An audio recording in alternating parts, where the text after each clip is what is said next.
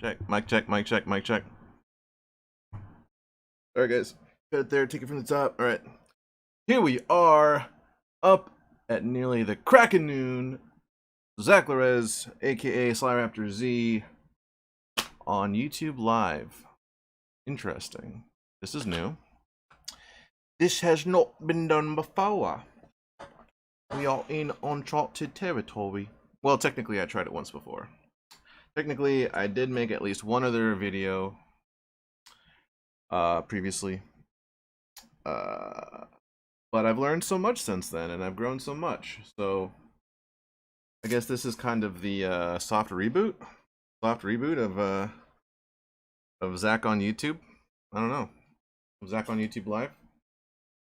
So for those of you who don't know, by the way, I just went to 7-Eleven and got some coffee, so you might see Zack dump hot coffee on his lap during the stream. Let's hope not. Let's move our valuable electronics far, far away from the liquids. Let's carefully open this. Oh yeah, a lot of hotness. Go dumping on your lap.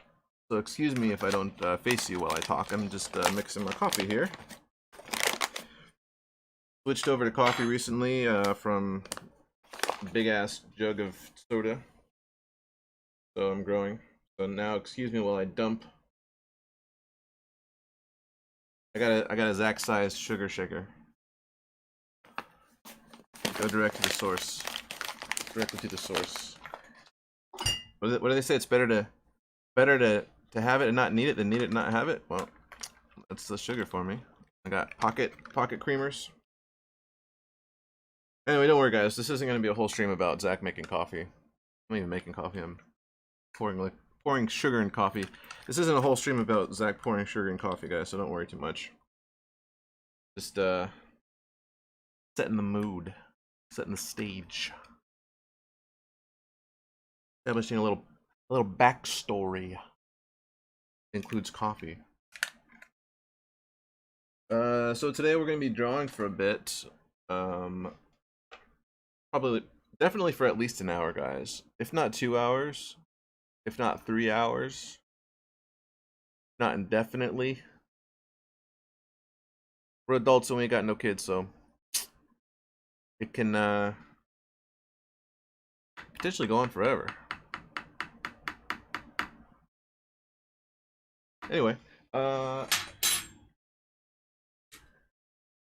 so if anyone has suggestions on what to draw today, you are more than welcome to shout it out. If you're my friend IRL, you're more than welcome to text me, call me. Let me know what you want to draw today. Otherwise, I'm gonna go to my default and do some figure drawing, and I'll go ahead and pull up my canvas right now. Fortunately, all my scenes should work immediately, so let's test it out. Let's see if it works, guys. Ready? 3, 2, 1, ba-doom. Did it work? I think it worked. Hell yeah, sweet technology, guys. So that's what I drew last night on Twitch. It is Sparkles. It is a character from a D&D campaign that I'm currently running. Well, sorry, I'm just getting distracted by this YouTube dashboard. It's like throwing these numbers in your face like big time. And it's like, dude, I don't want to know. Don't show me. Don't show me the numbers. I don't want to know the odds. Wait, no. Never tell me the odds. That's it. That's how it goes. Oh. Quality. Well, I guess there's no way to. Oh, stream settings. I'll just leave it on stream settings. I'll just leave it on stream health. How's that? There we go. That's not distracting. Okay, cool. Better. Anyway, guys, sorry. Like I said, this is my second time streaming, so I'm just learning this YouTube dashboard overlay thingy. Anyway, so yeah. I did realize I do want to make sure my microphone is nice and loud. I mean, it was loud last time, but I want it to be nice and booming and just feel your studio apartment, right? Because you guys are artists, right? So you guys are living in studio apartments. Isn't that how it works? But yeah. Okay. So this being the first official stream, second stream, whatever, we're losing count already as. I am gonna throw in tidbits of storyboarding advice, because hopefully storyboard artists, young novice storyboard artists, are going to see these videos from searching YouTube. So you know, they wouldn't probably kill me if I threw a few tidbits of advice out here and there. So let's go ahead and get to the canvas.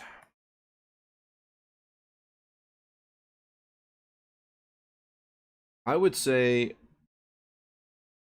okay, so this episode, like today, it's just gonna be full of just like general advice to artists, okay? General advice to storyboard artists. In the future, I might start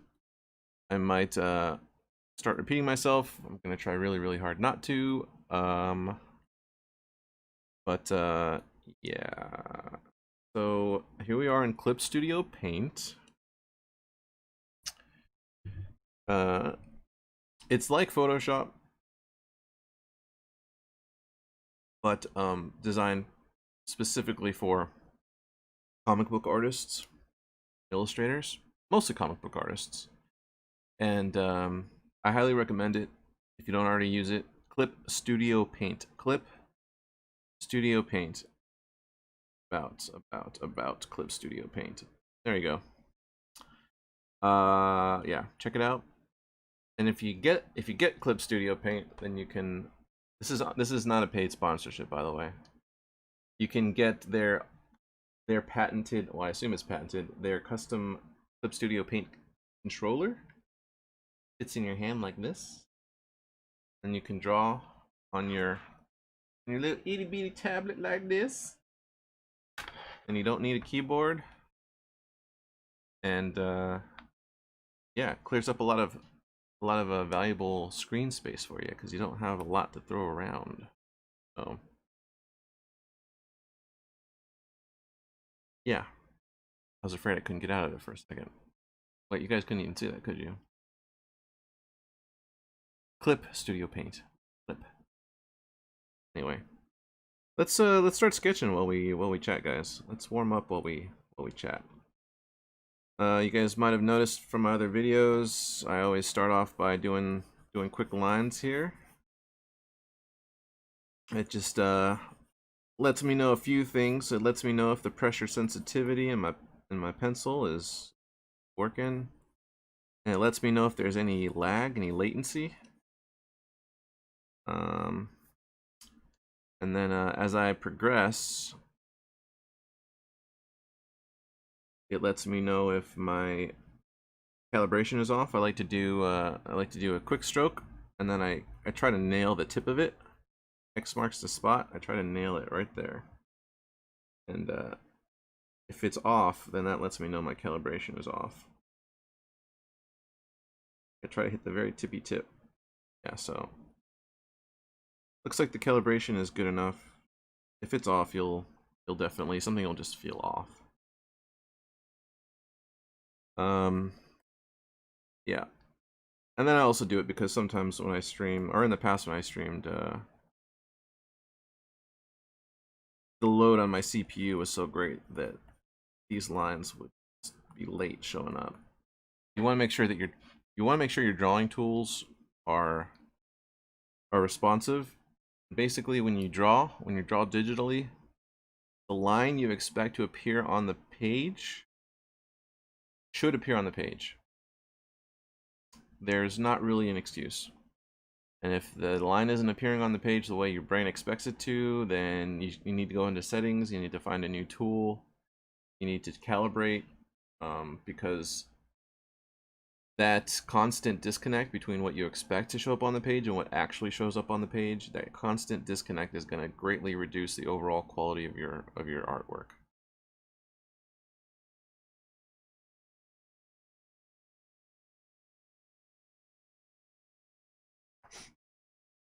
Alright, Zach, alright, enough talking.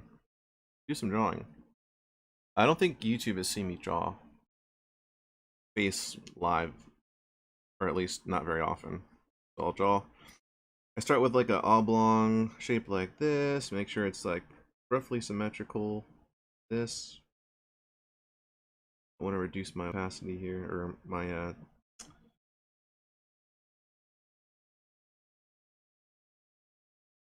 diameter. And then you draw a line down the middle to help make sure it's symmetrical, and then about halfway through the face you got your eyes, and then halfway down you got the bottom of your nose, and then halfway between that you got your mouth. You guys have seen it plenty of times in instructional drawing videos. However, I'll show you where the Zack method starts to diverge. First of all, I turn this into like basically like a diamond. And this is like the tip of the nose, and then you got your nostrils. Boom, nose. Then we know from studying anatomy that the eyes don't really come in any closer than the edges of the nostrils. If they do, it's going to start to look a little strange.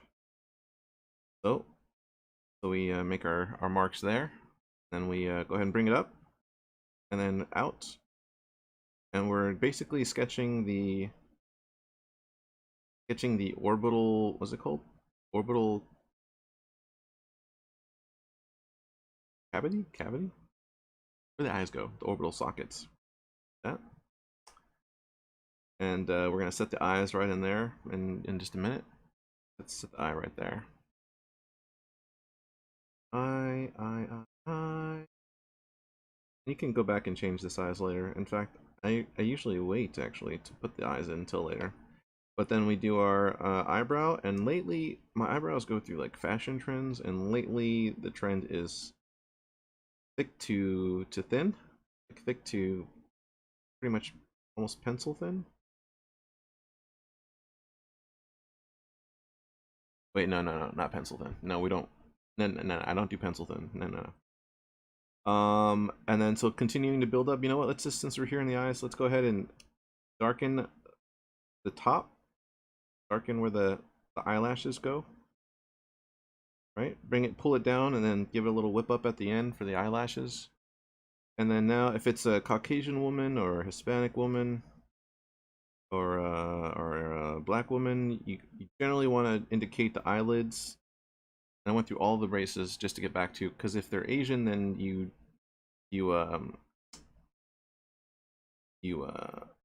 kind of reduce the appearance of the eyelid, kind of bring down their presence. And you notice I just did, was it my first switch? I just did my first flip of the canvas, guys. And you want to be flipping the canvas all the time. Wait, that sounds weird. You want to be flipping? You want to be flipping the canvas. You want to be flipping the canvas constantly, because that's going to point out irregularities and asymmetries,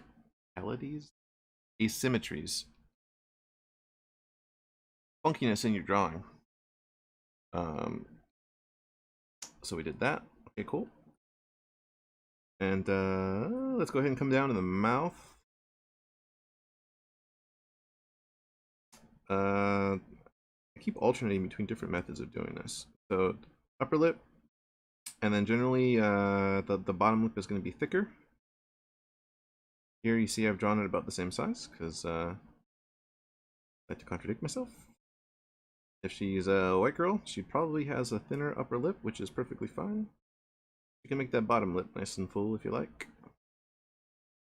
And here we have, I forget what it's called, but it's like that little pocket here. So I'll go ahead and indicate it with a couple lines there. A line under the mouth. And yeah, you can see our face coming together. We're drawing a face, guys. Let's go ahead and stay on the same layer. Now, when we place the ears are going to go, generally the top of the ear is going to be around like the temple, right? Is that how I look?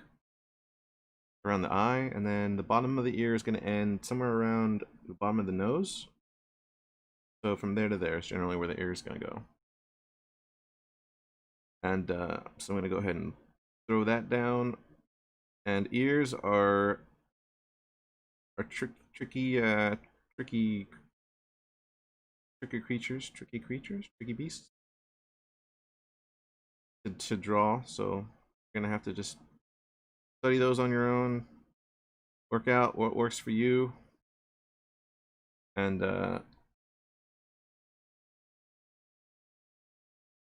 them done. Now you guys might have noticed I just copied the ear and I just flipped it over, and I'm gonna put it on the other side of the head, and that helps maintain a feeling of symmetry, and it also saves you time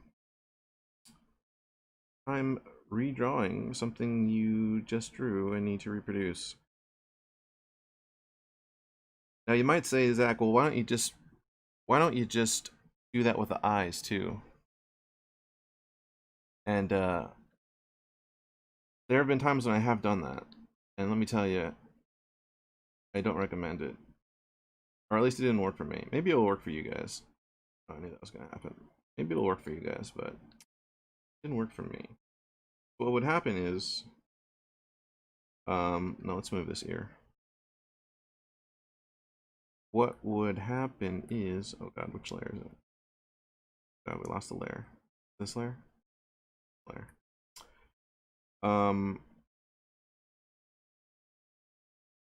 When eyes are like perfectly symmetrical, it throws something in our brain, catches it, it grabs our attention, because human beings, as beautiful as symmetry is, human beings are just naturally not perfectly symmetrical. So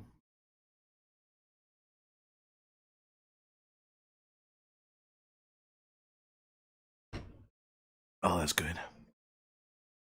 So I recommend not doing that with the eyes. I mean, you're welcome to. And if you're drawing like a cartoon character especially, then of course they can be fully symmetrical. In fact, most cartoon characters like really are completely symmetrical, but for the kind of art that I do, I don't like that. So we're moving on. We're going up to the forehead, and you can see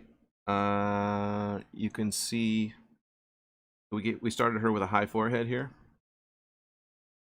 And we're just gonna go from there. We're gonna probably bring the hairline down a little bit.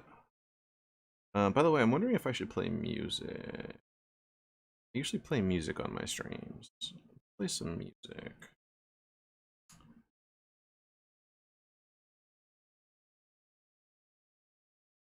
Now I know what happens on Twitch, because I play these playlists on SoundCloud, and it says copyright free music, and then like 2 of the songs turn out not to be copyright free, and it like mutes that part of my video out. It's really annoying, but I don't know. I'm more afraid about copyright strikes on YouTube, so I might not even risk it. I think we're just gonna have to not listen to music. No, actually, no. I know music we can play. We got permission from this musical artist to play his music on our stream, so let's just go there. And it's good music too. So now we're gonna have some music, guys. I know it's kind of like electronic music in the middle of the day, so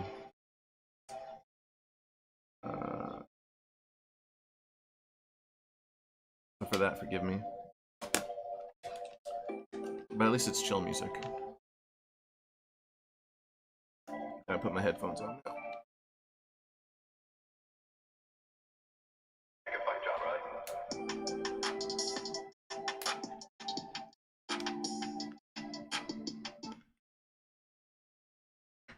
There we go.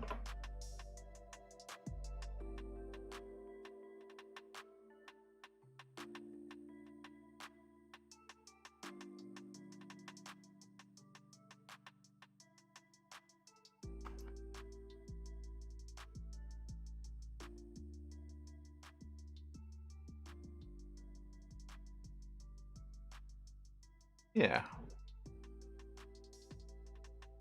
Oh yeah. Forgot I had these. Don't worry, guys. I'm not gonna make you watch while I eat. I'll just turn my camera off. for a little bit.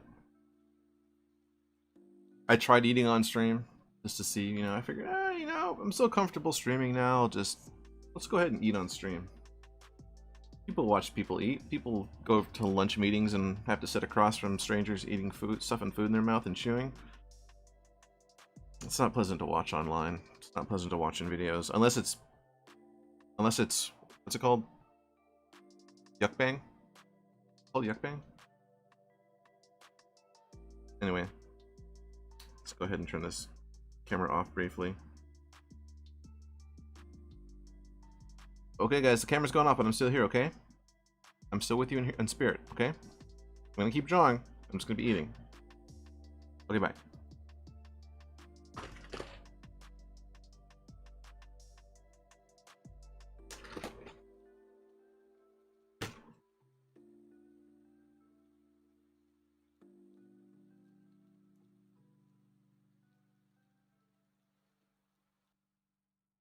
Okay.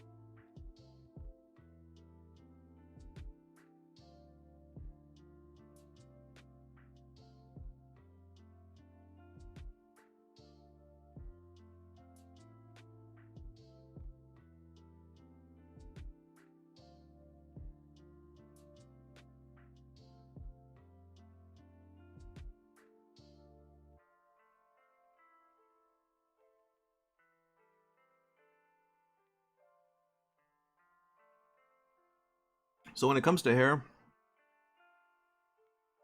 I like to start with like the overall shape and draw like what I think feels right.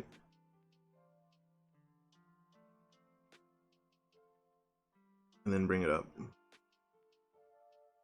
And the thing about straight hair is it actually lays pretty flat on top of the head. So for a while I was making the mistake of like adding all this extra body up on top of the head, but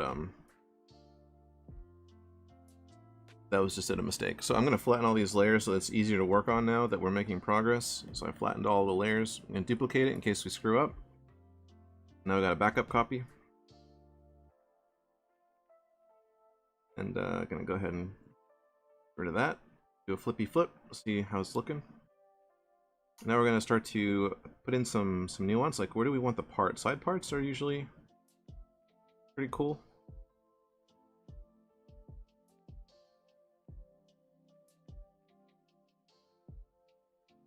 So now I gotta tuck it behind her ears.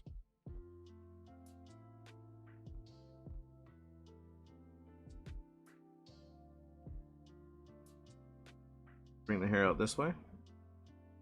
Now the question is, do we want to tuck it behind both ears?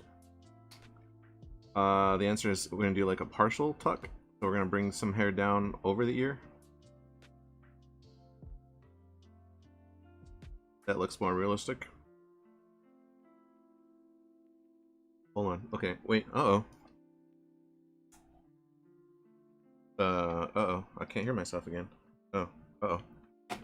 Oh no, it was so wonderful when it worked. Yesterday I could hear my... Oh god. These headphones are supposed to play my voice back to me so I can hear myself speak. And when I can, it sounds great. Maybe I can hear myself speak. Yeah, I guess I... Anyway, sometimes it doesn't work, and when it's not working... No, it's not working. And when it's not working... Yeah, it's not working. When it's not working, you could tell, because when I can't hear my voice, I sound like Butthead. You're from Beavis and Butthead? Yeah. I can't hear myself. I can't hear my voice properly to, like, pronunciate. So, that's what happens. Anyway. Go ahead and bring some hair down over here. And I actually, you guys are probably noticing, I actually leave the eyes for later. I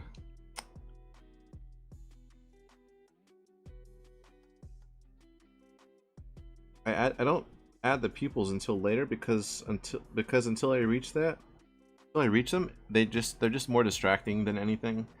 And when you've drawn the eyes really nicely, but you haven't really done the rest of the face and body, it just creates like a mixture of sensations, of feelings that I just don't like. And it like, because for one thing, the eyes, if you add all this detail into the eyes, and then now you're building up the face around the eyes, it feels like, I don't know, it feels like everything is just enslaved to the eyes. And you know, there would be some conventional wisdom that says, well, the eyes are the focal point anyway, and the eyes are the window to the soul, so it shouldn't be an issue, shouldn't be a problem. But I don't know, I just generally, I'm at a point where I just prefer to leave it. So nostrils are an ongoing battle of understanding for me. Tip of the nose. Draw some lines to indicate the oh, nope, no we're not. Let's see here. Now her nose is on the small side, and I knew that going in, so now we're just gonna bump it up. I'm less afraid of putting a healthy sized nose on girls these days. Nope, let's not do that. Let's not do that.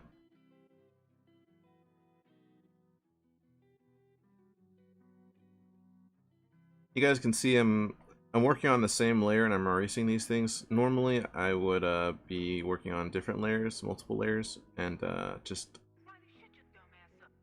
putting the finished line art on a different layer. But also lately I've been in this mode where I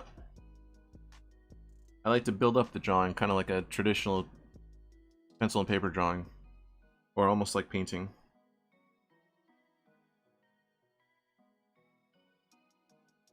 Look at those lines out there. Now we're going to go ahead and add the pupils, and I am going to do this on a different layer because eyes are very easy to get wrong.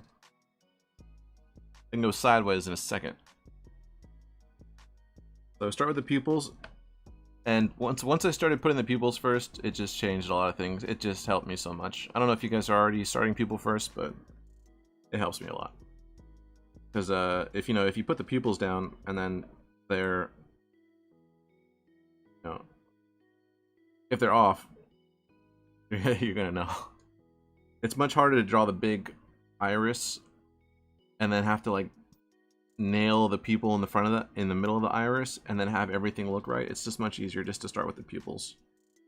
Get the pupils right, and then draw the iris equidistant around the pupil.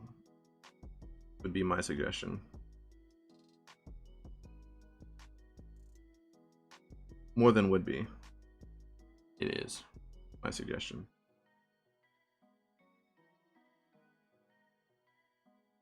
So yeah, so now we're oh. Got that pupil done there. This eye looks like it might not be right. The pupil might not be right in the center, but that's fine.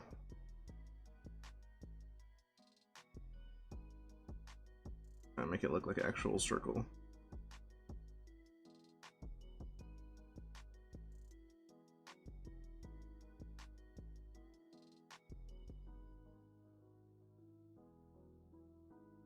Yeah, so we're about done with the face.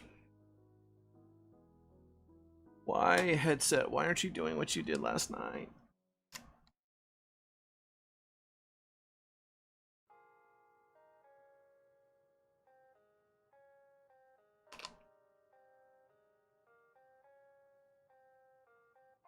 Mic check, mic. Mic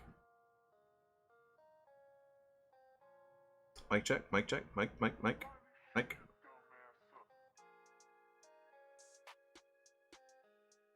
I need to get a new headset anyways. Mic. Guys, it was so glorious when it worked. So glorious. Oh well.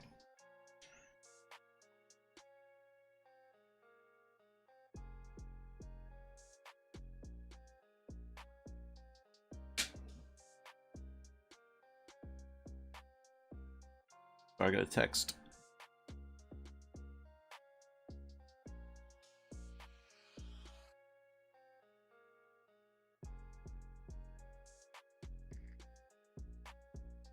Okay, back to drawing. Actually, back to taquito.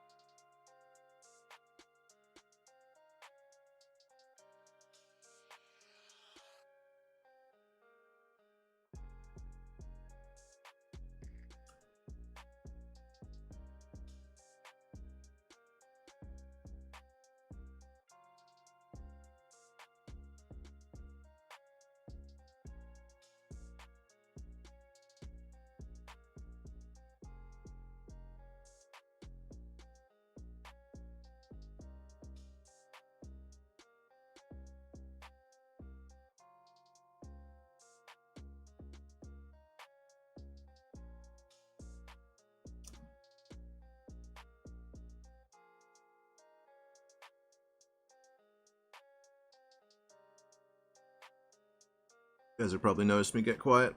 The eating over here. Probably even hear it. Fortunately, sorry.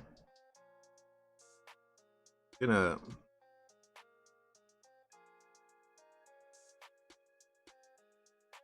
reduce the severity of her neck here.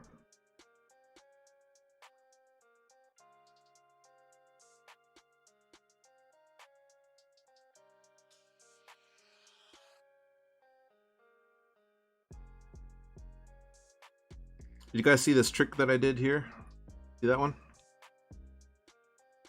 It's because when you draw the chest, right, and then you got your collarbone up here, right?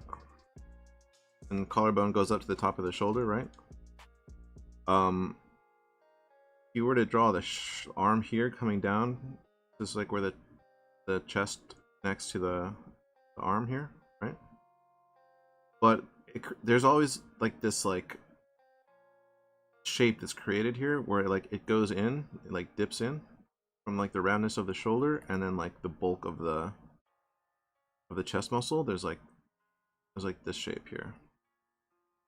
So I just started to incorporate that into the sketch when I build it up. So yeah. So now let's go ahead and place the you-know-whats.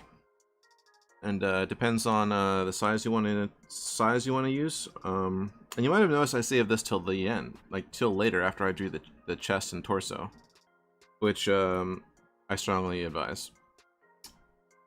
Because if you just go and just draw the, if you draw the I shouldn't call them yabos. If you draw the breasts and you don't have the figure like drawn behind them, then you're just kind of trying to figure out what's behind the breasts, and that's putting the cart before the horse. So draw the torso first, and then attach. So if she's on the more petite side, then they generally attach like toward the bottom of the pecs. So you won't see them go much further down than that. So. And then if she is on the more petite side, then the majority of the weight is going to be here on the outsides, and then it's going to kind of lose its weight coming in to the chest, and then it might actually create like maybe this kind of shape.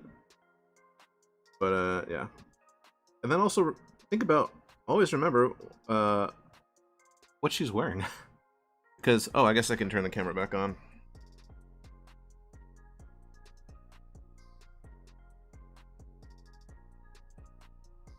Oh, hello. I'm still here. I told you I was still here. It wasn't just a ghost drawing. Speaking of the microphone.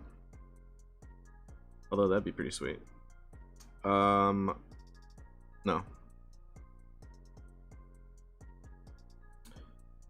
So yeah, so just remember what she's actually wearing. It's gonna change the shape of the chest area. Because clothing is obviously, it's designed to support. Well, maybe that's not the first design consideration, but it's one of the main ones. But clothing supports, so it lifts and it pushes together. Now let's go ahead and put some clothes on. Let's just give her something simple, nothing crazy. Give her like a V-neck.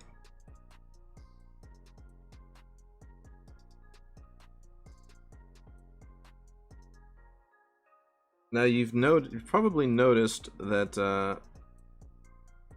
I drew the figure and then I'm drawing the clothes on top of the figure.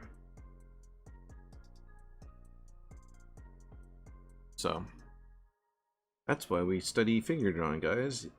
Even if we don't plan on drawing a lot of nudes, still gotta study figure drawing, because a lot of times in order to draw properly, gotta draw the figure first and then put the clothes on top. Yeah, no? So there's tension creases that are created here.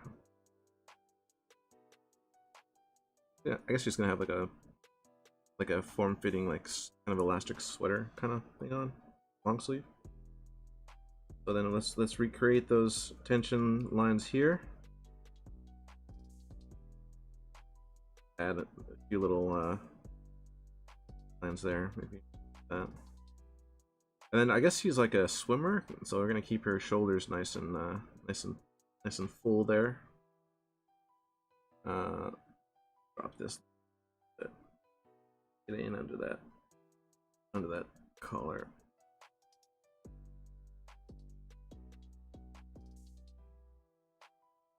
Now her forehead, I'm gonna leave it. Give her earrings though. Girls will have earrings in more often than not, so to see them without earrings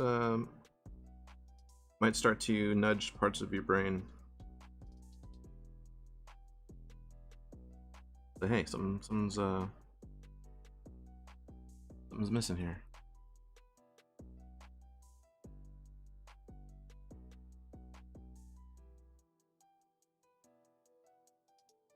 Hey guys, so yeah, so we drew a person completely from our imaginations, completely from scratch, and you know, as you draw other people, the features vary, the proportions vary, but a lot of the build-up process is similar.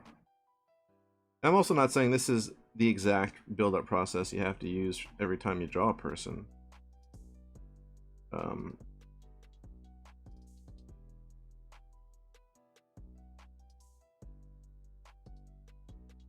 But I recommend it. It's a good it's a reliable like base. It's a reliable foundation to use. And then you can switch up and you can try different methods, but give her a necklace. But you just stick with if you have this method under your command, then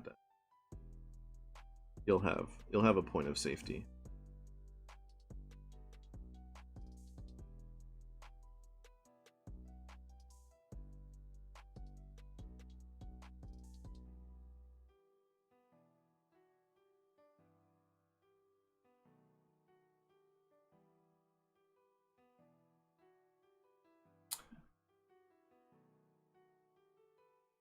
So if we wanted to start taking this a little bit further, you could add like subtle things here.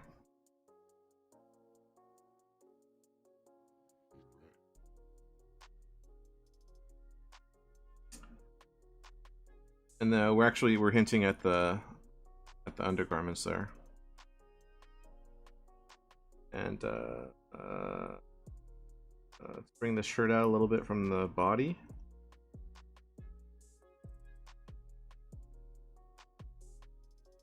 So it looks like it's not just painted on her. But yeah, I think as far as the line art goes, we're gonna leave it there. We're not gonna go tweak crazy with it. I might. So I'm gonna do a level adjustment, guys. So to darken the lines, you can do like, well, my main two methods are duplicate the line layer, and it just like doubles the, you know, doubles the darkness. Or you could add a correction layer and add a level correction. Then you got some sliders. You guys probably can't see this, fortunately, but it gave me sliders here, and now I can change the darkness.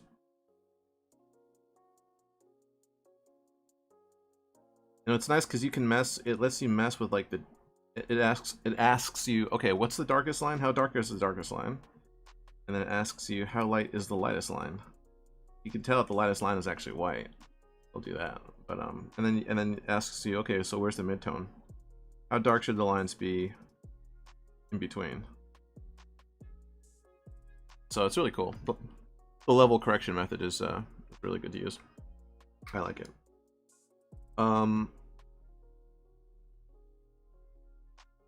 The Clip Studio Paint is interesting in the way that it uses the level correction because it's on its own layer.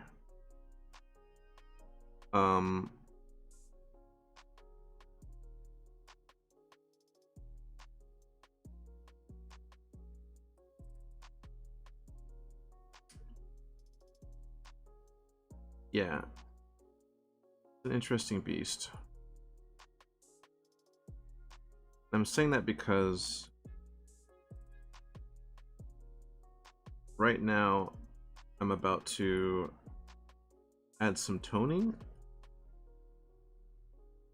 and the toning is going to be affected by the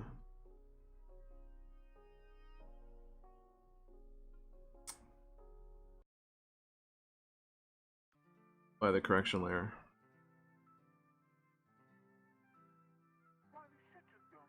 Here, I drew that. Now watch if I turn this off. Okay, cool. It's not affecting it because I put it. Oh, it's not right.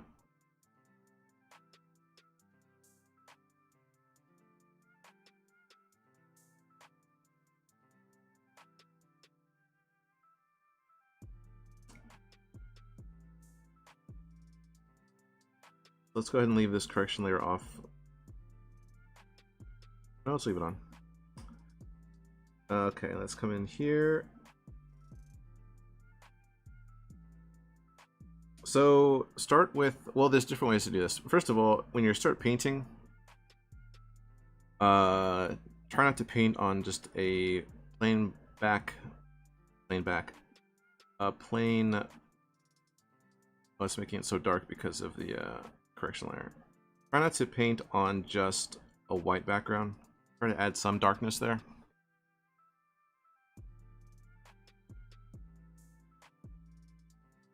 I'm gonna make it even darker.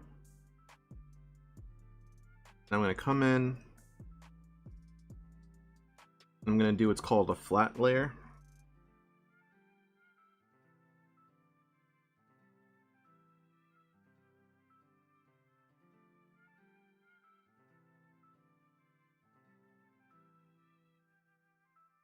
And you want to do a flat layer for a variety of reasons.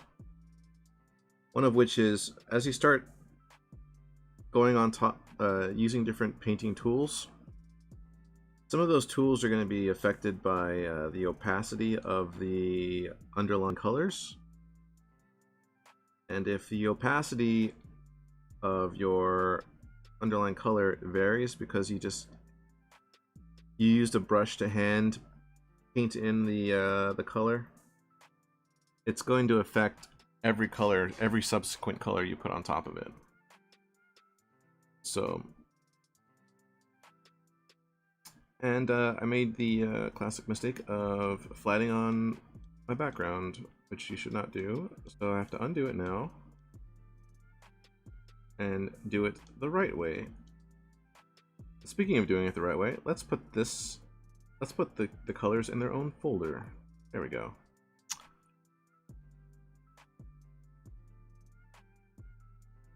And I'm using the lasso tool here. The lasso fill tool. Fill tool. Be precise. I'm not drinking this coffee nearly fast enough, guys. I'm drinking coffee.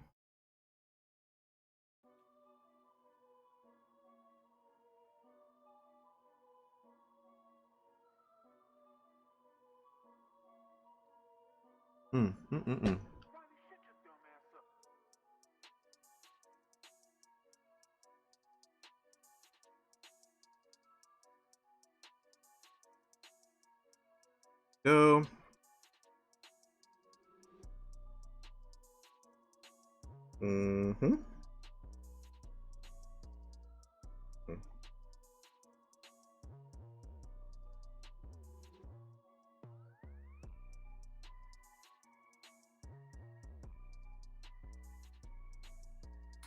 Now, it's around this time that you have to decide what kind of line art style do you want. Do you want crisp lines as your line art style?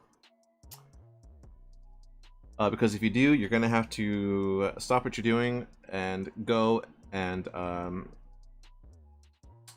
turn these lines blue and go ahead and lay down those crisp lines, because you're going to be using those lines. You're going to be coloring now, and you're going to be coloring up to those crisp lines. What you don't want to do is you don't want to start coloring and then go back and then try to darken lines and pick lines then. You don't want to do that. I tried that several times lately, and it's madness. Sheer madness. The colors just do not, they don't go out. They don't go up to meet the lines. And it looks like you just badly traced a 3D model is what it looks like. So anyway, so the style we're going for today is we're just going to leave those lines kind of sketch-tastic. So now we went down to our flat layer. We add a layer on top of the flat layer. No, actually, let's duplicate the layer. Duplicate. So we have one for safety. Lock transparency. So now we can only draw on whatever is already present on the layer, which is our flat. I'm going to go to brushes. I'm going to pick up here, you can see on the top right, I'm going to pick the Photoshop Blender. And it's faux as in F-A-U-X, as in fake, as in pretend, as in imitation.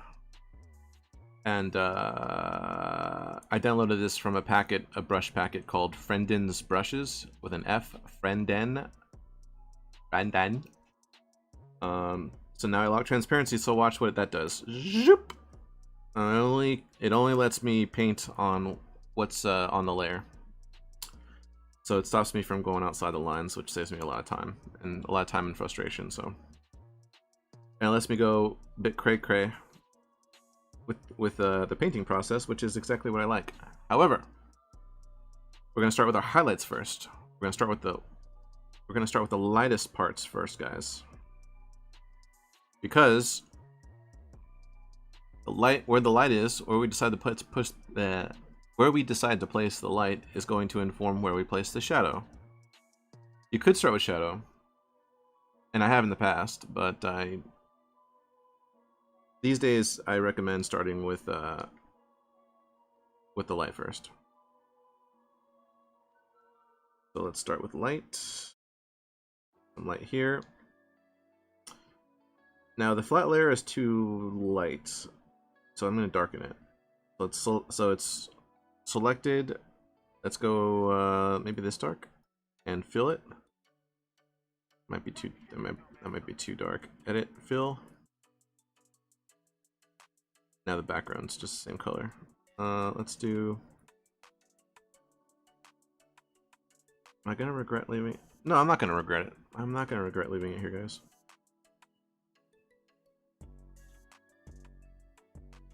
So let's pick a light color again. Let's add our highlight. There we go. And then we're gonna have highlight around here. We're gonna have light hitting here. Have some like there. Up here, we're gonna have light hitting mostly here. On the top of the round forehead there. We're gonna have light hitting top of the cheek. I'll have light hitting the nose, the bridge of the nose. Shape it with your... Oh no, you can't. This is what I have to do. I have to go underneath it and I have to fill.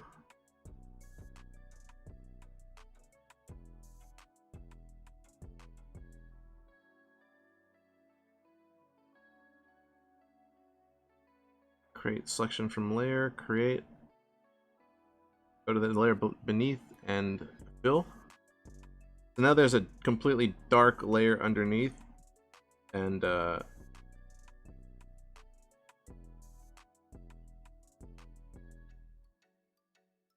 anytime we erase now,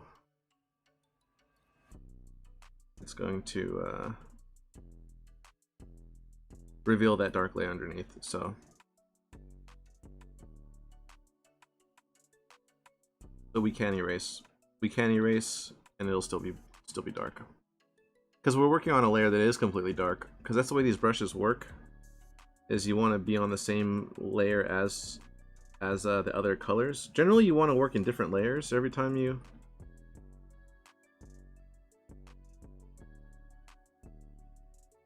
Photoshop Blender, that's the one. You generally want to be in different layers, but some of these like painter type brushes, they really only work their magic when they're on the same layer as other colors. So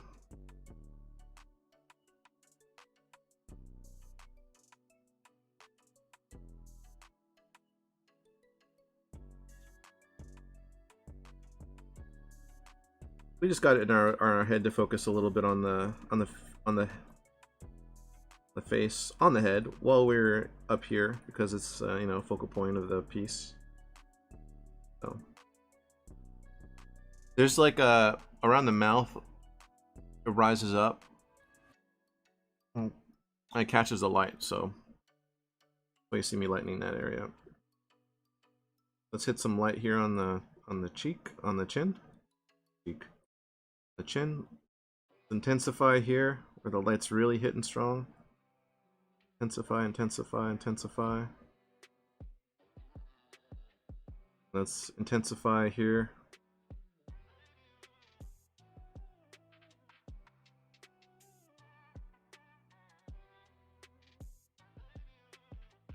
That.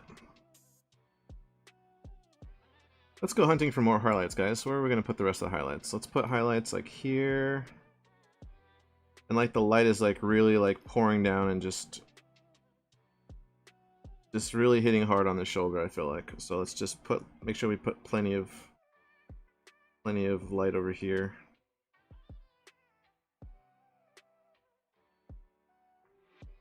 Just nice and intense, pushing this nice and hard.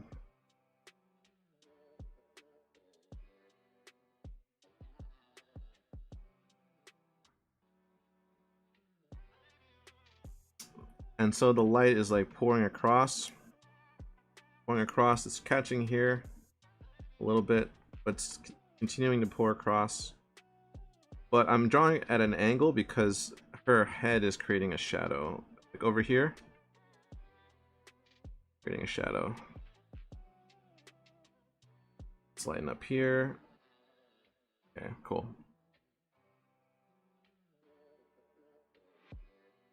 Let's come down and revisit the chest area. Start blending in here. Working out from our highlighted areas.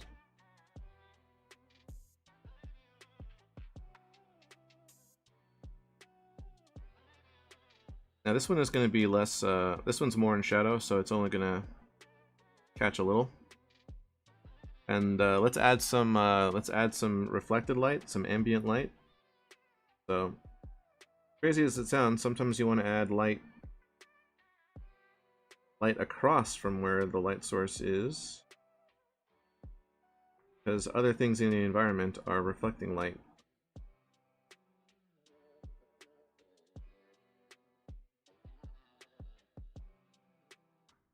Let's go ahead and come up here. I won't spend too much longer on this piece, guys. I think we've hit some of the most important aspects of it. Yeah. You guys can see I'm just working through here. It would probably behoove us to make the hair a bit darker, kind of stand out from the rest of the face.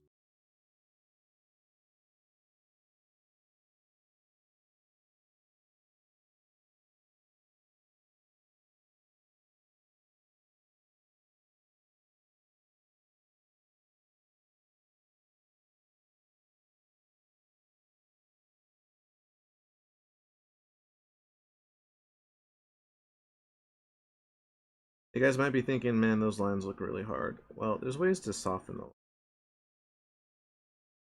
Kind of touch on right.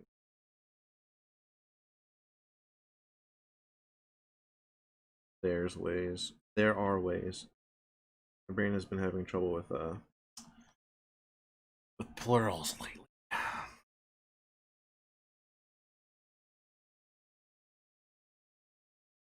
Oh, music stopped. Yes, YouTube, we're still listening. Please play music.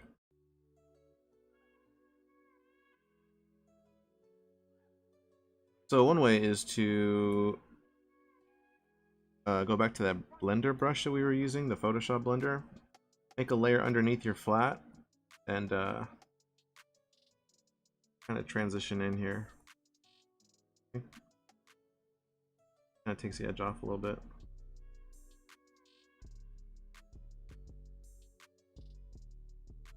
You could have gone to the flat layer and also done like a soft erase, but that could potentially get you in trouble. So yeah, so that helps a little. That helps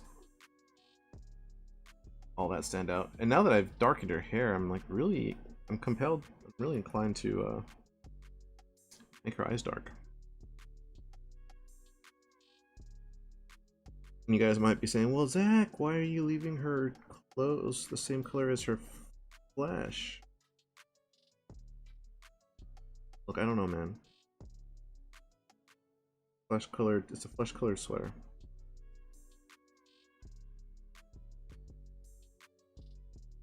It's a flesh tone sweater. Flesh tone. And we gotta add a layer underneath so we can... Actually, no, it's not. Let's lighten her eyes on the same painting layer we've been doing everything else, because we're going for that painter, more painter-like look, which is different than the standard comic book method, because the painter look will oftentimes bone you if you're trying to draw a comic book art, or if you're working on storyboards. Unless you have a lot of time and they've got a lot of money to spend, you also generally want to avoid doing an overly painterly method, because it's not quickly fixed, it's not quickly adjustable, and you might find yourself under some heavy stress and deadlines, not able to deliver the art fast enough because you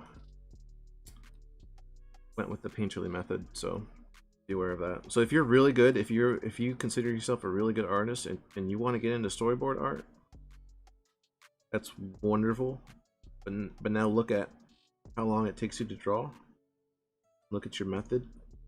Figure out which method you're going to use in order to draw really fast and be able to adjust art super quickly, like on the fly.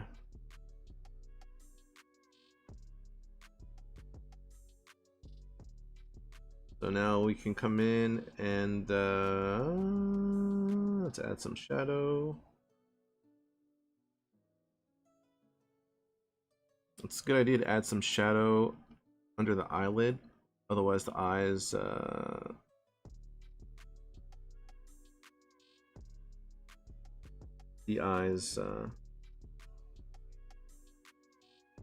might look a little bit too, the white of the eyes might be a little bit too. You can even add I don't know, you guys look at yourselves all the time in the mirror, so you know there's like a line, right? There's a line where your eyelid, or your lash from your lower eyelid, right? There's a line there. You can paint that line in.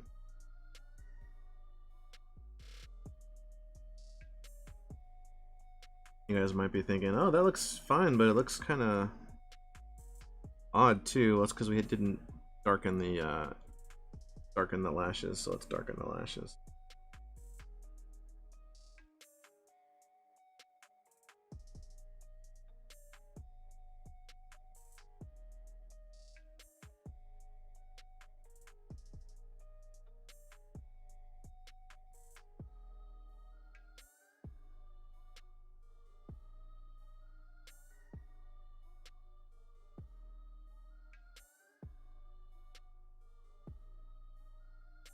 I'm gonna make a new layer because I'm gonna start adding some smaller lashes, some smaller lashes, and I don't want to lose the progress on the lashes as a whole in case I do something that I don't like after all. Now there's different techniques to do the bottom lashes here. You can like try to draw them individually, or you can kind of more like hint at them by drawing like a long squiggly line. It's up to you. I'm gonna go with kind of like the squiggly and create kind of like a mascara look. So that's it's gonna be her lashes.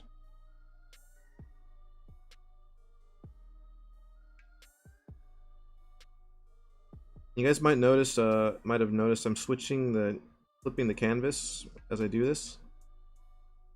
You'll start to learn which side you work better at, which direction you work better at in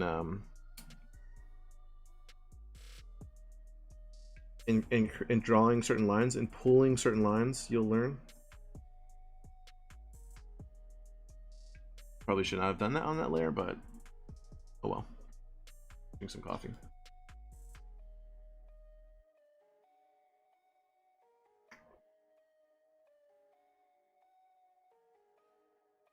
I have to remember to speak into the microphone. Anyway.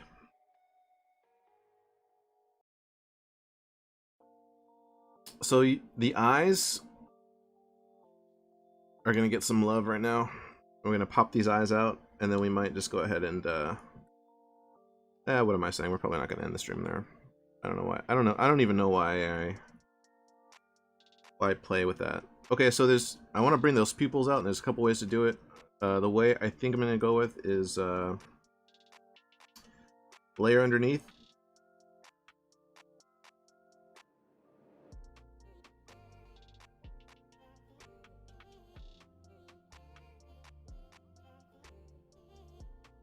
Layer on top. On top of the color of her iris, color of her iris, but beneath the color of her pupil. Pick a lighter color here. Go to paintbrush. One. No, where'd it go? I hit my own paintbrush for myself. Okay, it's that one. Come in and yep, just like that. Maybe a little bit darker. So where's the light coming from? It's coming from the left side. Okay, so we got to make sure that the light in her eyes is also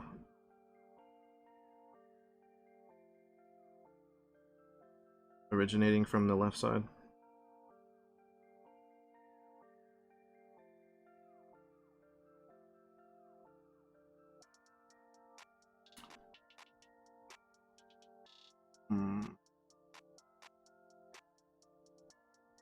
Yeah, we have to add a new layer. We have to darken our pupils on top, which is fun. That's fun.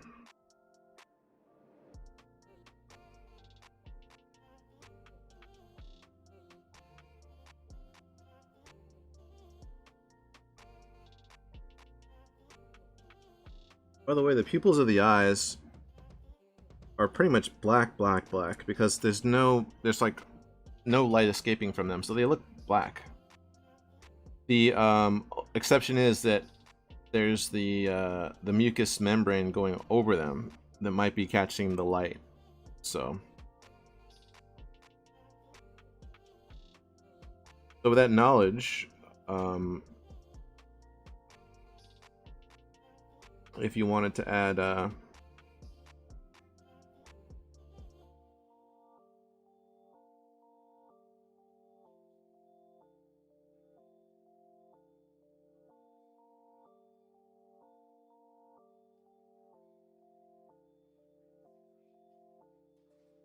some light that goes over them, you're welcome to. And you're technically not wrong.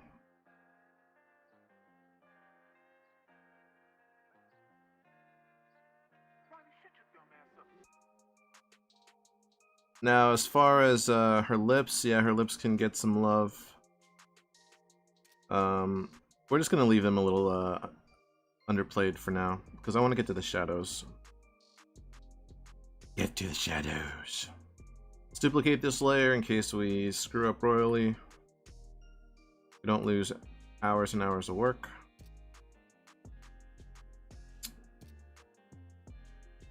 Pick a dark enough color. I guess I'm gonna have to go full black. Yeah, let's put in some shadow here. I like to start with what I know is for sure going to be shadowy, and then I start to build up from there. So.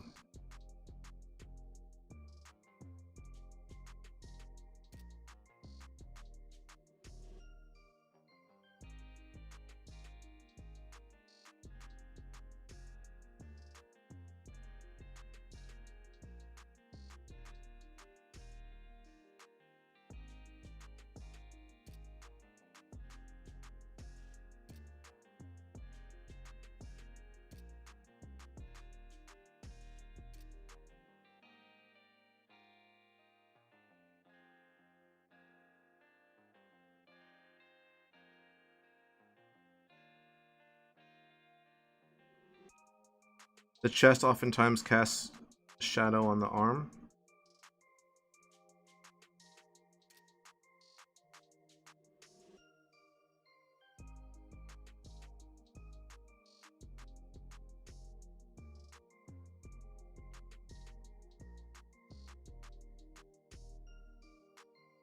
Remember that shadow we left under the chin? Let's revisit it.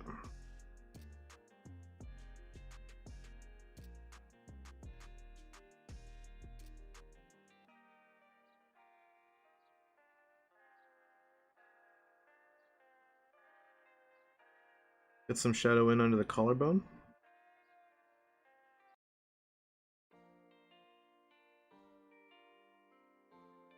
Maybe a little here in the pocket.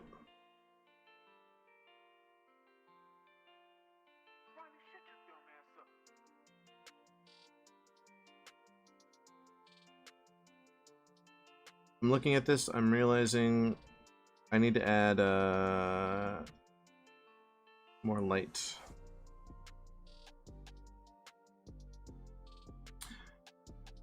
Light to this side of her face.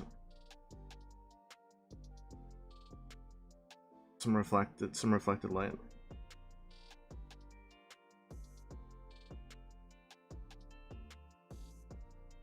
People do this when they light movies and photographs. You have like your key light from one side real strong, and then a less intense light from the other side. Often called a fill light. Kind of filling out the shadow with some light. Filling in the shadow with some light, I should say.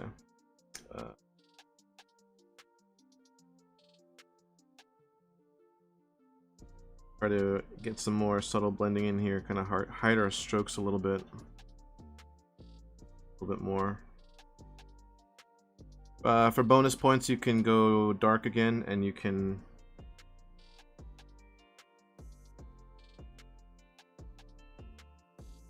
kind of follow some of these creases that you made.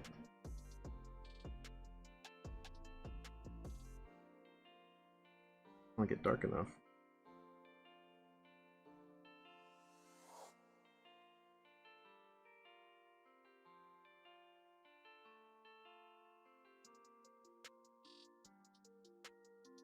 Go full black.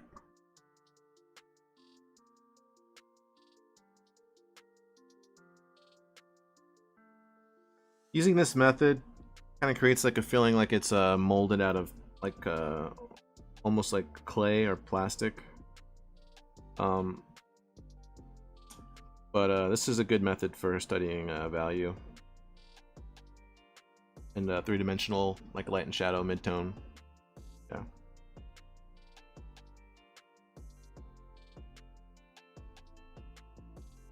So if you decided for some reason you want to change some things,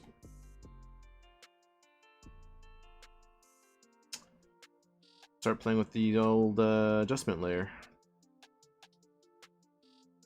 The adjustment layer.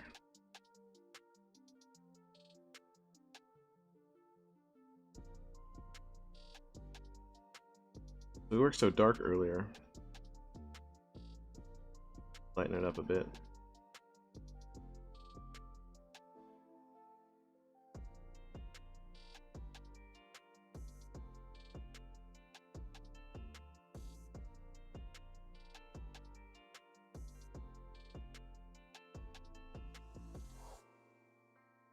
That speaks to me.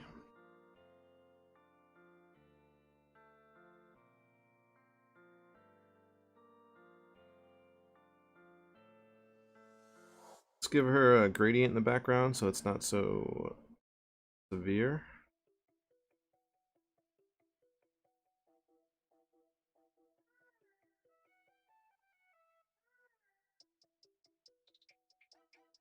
Background is being affected by the adjustment layer.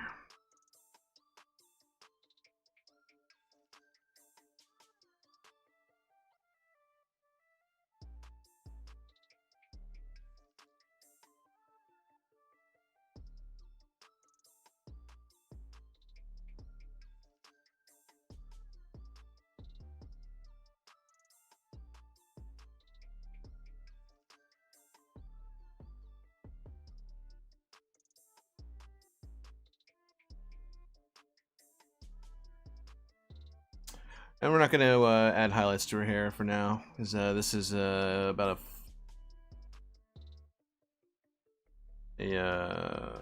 how long is this stream? My uptime.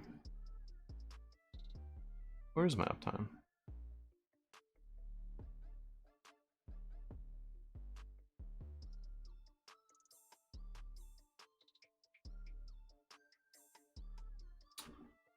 $43 minutes? My uptime? Nope, that's the average watch time. La la la. I think we'll go ahead and leave. We're gonna leave her alone. There's a lot more lessons we can learn from her. We can keep developing her. I'll save her. We might come back and revisit her later. But at least you guys have seen me work through the process of building up an image like this. So, with that being said,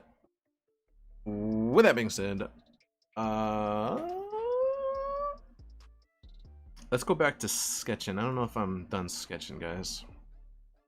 Do some quick sketches to finish the stream.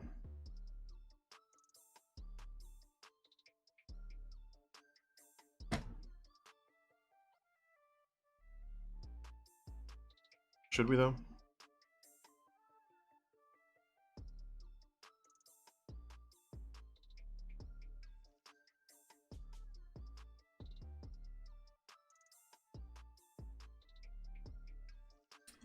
I had to darken the lines a bit. It was kind of bugging me the way I was getting lost.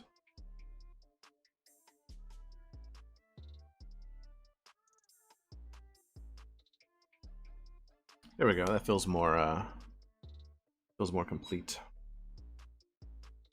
Yeah. So let's call her Monica. Monica. I dub thee Monica. I name the characters I make sometimes as I make them. Is that weird? It's probably weird.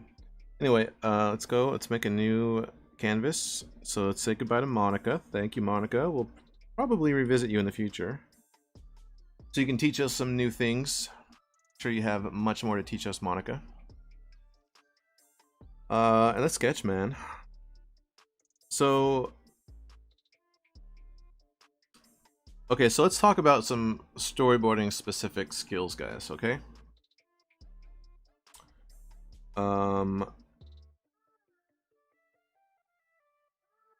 New from template.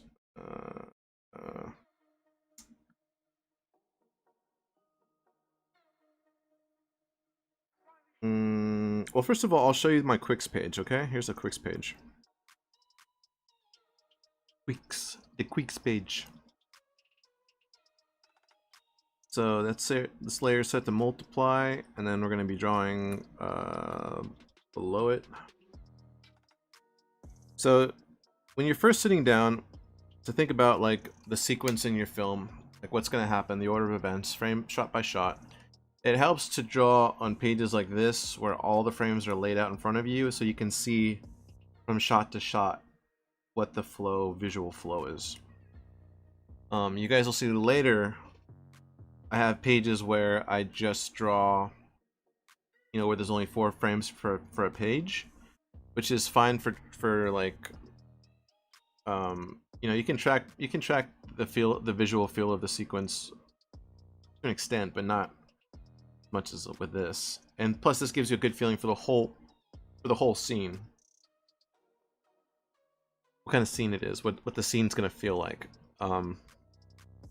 It's also easier to move things around. Way easier to move things around. And also because the frames are so small, it doesn't let you add a lot of detail. And you don't, sometimes, especially as a digital artist, you don't want to be allowed to add a lot of detail sometimes. You want to have your hands bound, because otherwise you'll be zooming in like super small, and you'll be like drawing that eye, yeah, drawing that like the most mean scowl, yeah, so much emotion, so much, yeah, you can just see what they're feeling. Oh man. And then when you print the page out later, that's what you see. So you don't want to be allowed to add detail a lot of times, guys. You want to be forced to stay vague. So anyway, so you got your Quicks out in front of you. I have my latest pencil of choice, my latest fad pencil, which is the Manga Studio pencil. In the past, I've used several different pencils, but yeah. And sometimes I do this in red, but today I'm not. My method shifts, guys. There's some constants, which I'll show you the constants, but there's other stuff that shifts, so I'm not going to pretend like it's exactly the same all the time. And you should probably never stay exactly the same all the time, because that means you're not growing. Anyway, so suppose they start off, they're like, all right, first shot, wide shot, countryside. There's like a lone barn. So you're here in your Quicks, you know you're gonna have your horizon. There's maybe some, it's like some like mountains in the distance, and then they said that there's like the lone. Did I say barn or cabin? Just the lone cabin is there, and then there's like trees. There's like forest line over here. There's like forest over here. You're just like indicating, and then like I'll just make that stand out a bit there. barn. It's like casting a shadow. And then, like, you know, I might add just some quick, just darken the sky, just add some wispy wisps and some, you know. And then that's really all you need to just establish that first opening scene. Because the specifics and the details of it, you're going to work out later when you get to that panel later. And I say, okay, so we start wide, and then we push into the open barn door, into the darkness. Then you go to the next page, and like, all right, we got to push into a barn door, so we know it's gonna be like a low angle, and then so we can see the top of the barn, and then some indicators here. And then darken the inside of the barn, because it's the barn darkness, right? We said the barn darkness. So let's do the barn darkness. The barn darkness, everybody. And I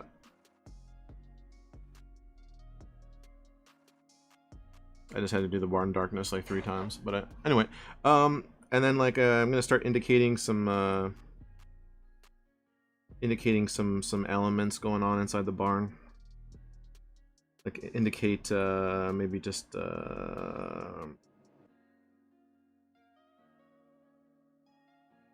like the crossbeam maybe, so that you know that we're looking up.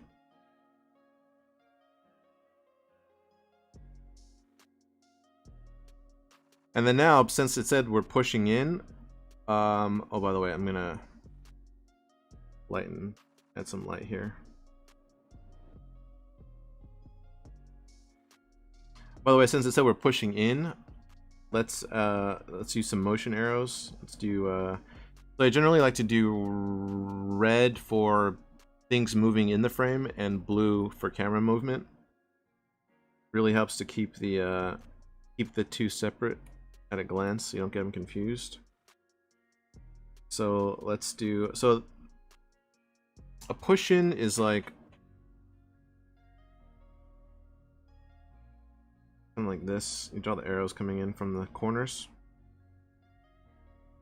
You could also, sometimes it's this. But we know that when they actually shoot this scene, the camera's going to be on a dolly track, and they're going to be pushing the camera in toward the opening of the barn door.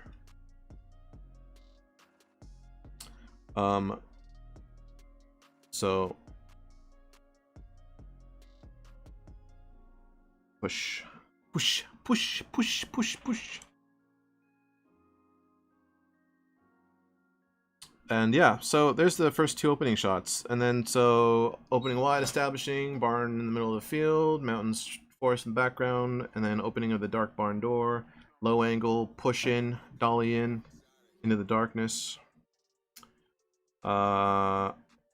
And then let's see what else.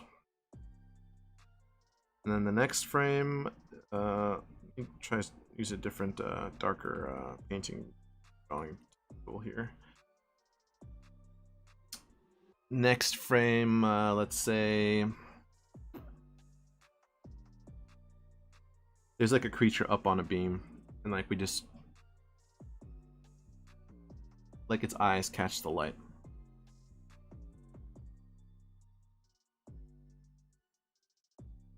Draw the beam.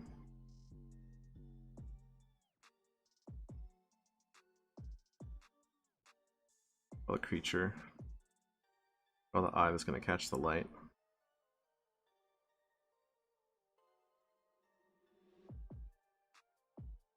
Might darken this whole frame here.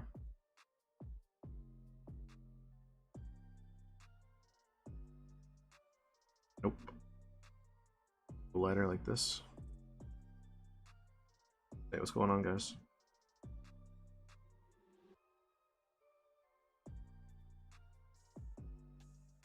I started drawing too late. That's fine. I'll just do this instead.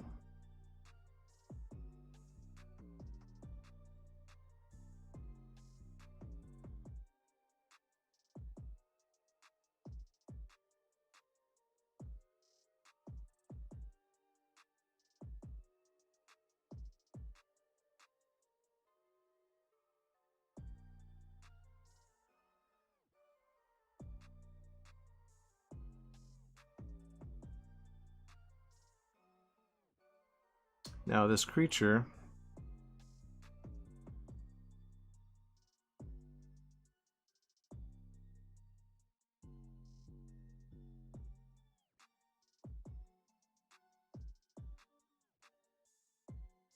shadows being thrown up.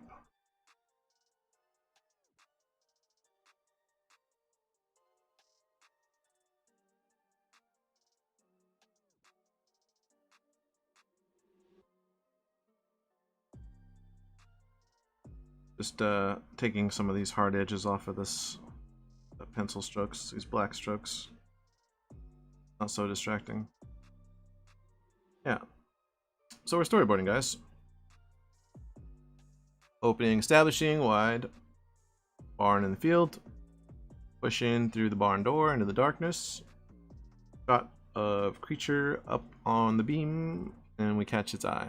So just, you know, that's how you just step through your quicks. You just draw them real fast like this, you know, and they're designed so you can't add a lot of detail. Just supposed to sell the idea, convey the information. And then you take each one of those, and then, you know, so then everyone looks over the frames and they agree on everything. They move things around.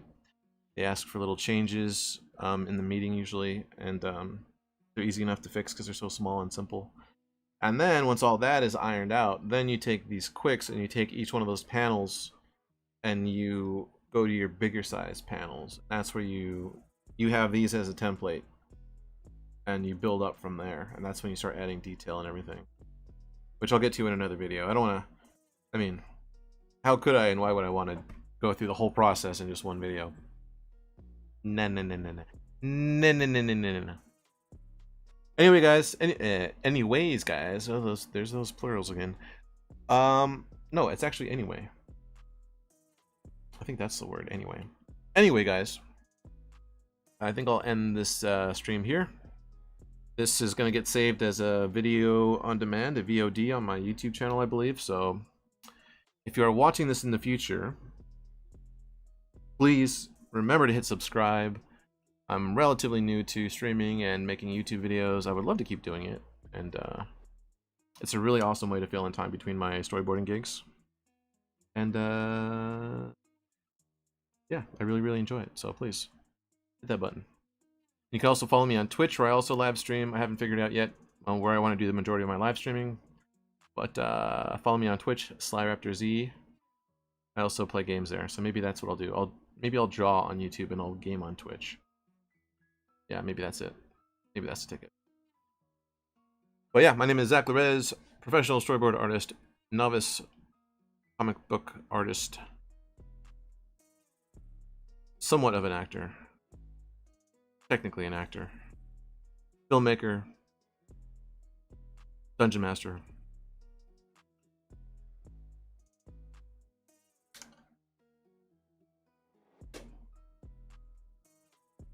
Coffee drinker.